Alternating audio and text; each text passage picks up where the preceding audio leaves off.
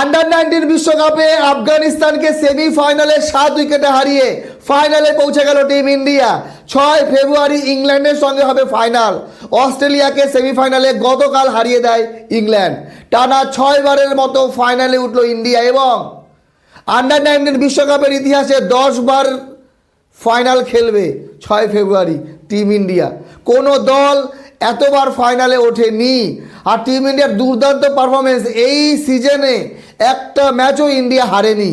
প্রথমে ইউএসএকে 6 উইকেটে, তারপরে বাংলাদেশকে 18 রানে, নিউজিল্যান্ডকে 7 উইকেটে, জিম্বাবুয়েকে 204 রানে, পাকিস্তানকে 58 রানে, আর আজকে 7 উইকেটে 311 রান চেস করে ফেলে মাত্র 41 ওভার 1 বলে।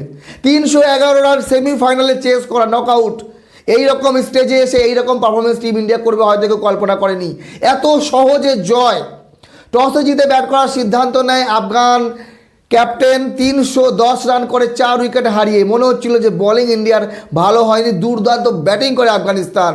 ওপেনার উসমান সাদাত 39-70 বলে, খালেদ আহমেদিয়া 31 রান 39 বলে আউট হওয়ার পর ফয়সাল খান 110 রান করে মাত্র 93 বলে। তারপরে শেষ অবধি খেলে উজাইরুল্লাহ নিয়ারজাই 101 রান 86 বলে এবং 310 রানের বিশাল টার্গেট দেয়। কিন্তু টিম ইন্ডিয়ার শুরুটাও সেই রকম দুর্দান্ত হয়। প্রত্যেকেই রান পেয়েছে, প্রত্যেকেই টপ 4 জন ব্যাটসম্যান রান পেয়েছে। Aaron George 115 run not out থেকে ম্যাচ জেতাতে পারতো, শেষের দিকে আউট হয়েছে। সূর্যবংশী 68 রান মাত্র 33 বলে, আয়ুষ মাত্রে 62 রান 59 বলে এবং বিহান মালহোত্রা 38 রান 47 বলে।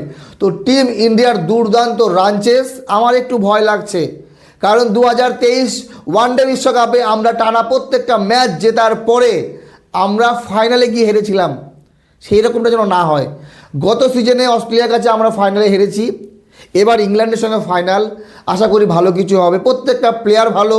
এই अंडर-19 দল থেকে অনেকেই টিম ইন্ডিয়ার হয়ে খেলবে। বাকিরা ইন্ডিয়ায় সুযোগ না পেলেও অন্যান্য দল, হয়তোবা ওমান, হয়তোবা ইউএই বা আমেরিকার দলের হয়ে খেলতে পারে, এমনটা মনে হচ্ছে। যাই হোক, সুন্দর ভবিষ্যৎ হোক এবং প্রত্যেকে ভারতীয় দলের হয়ে খেলুক, আমি এতটুকু চাই।